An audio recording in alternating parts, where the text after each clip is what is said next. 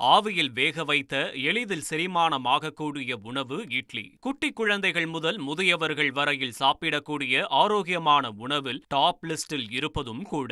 ஆனால் இப்போது அதுவும் விஷமாக்கப்படுகிறது என்பதுதான் கர்நாடகாவிலிருந்து வந்திருக்கும் அதிர்ச்சி ரிப்போர்ட். ஆம், பிளாஸ்டிக் பேப்பர்களில் இட்லியை வேக வைத்து சாப்பிடுவோர் ஆரோக்கியமும் வேக வைக்கப்படுகிறது என்பதைத்தான் சொல்கிறது அந்த ரிப்போர்ட். கர்நாடகாவில் 251 கடைகளில் இட்லி மாதிரிகள் சேகரிக்கப்பட்டு அவை பரிசோதனைக்கு அனுப்பி வைக்கப்பட்டிருக்கிறது. பரிசோதனையின் முடிவில் 52 கடைகளில் பிளாஸ்டிக் பேப்பர்களில் வைத்து இட்லி அவிக்கப்பட்டது தெரிய வந்துள்ளது.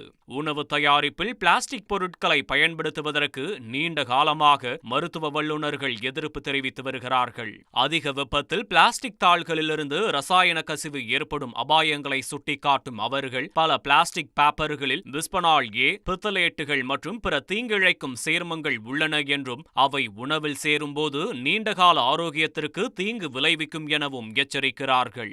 இந்த பொருட்கள் ஹார்மோன் மாற்றம், வளர்ச்சிதை மாற்ற கோளாறுகள் மற்றும் புற்றுநோய் ஆபத்து, குறிப்பாக மார்பக மற்றும் புரோஸ்டேட் ஆகியவற்றை பாதிக்கும் புற்றுநோயை ஏற்படுத்தலாம் எனவும் ஆய்வுகள் எச்சரிக்கின்றன. பிளாஸ்டிக்கில் புற்றுநோயை ஏற்படுத்தும் ரசாயனங்கள் உள்ளதாக கூறியிருக்கும் கர்நாடக சுகாதாரத்துறை அமைச்சர் தினேஷ் குண்டுராவ், ஹோட்டல்களில் இட்லி அவிப்பதற்கு பிளாஸ்டிக்கை பயன்படுத்தக்கூடாது எனவும் மீறினால் கடும் நடவடிக்கை எடுக்கப்படும் எனவும் எச்சரித்துள்ளார்.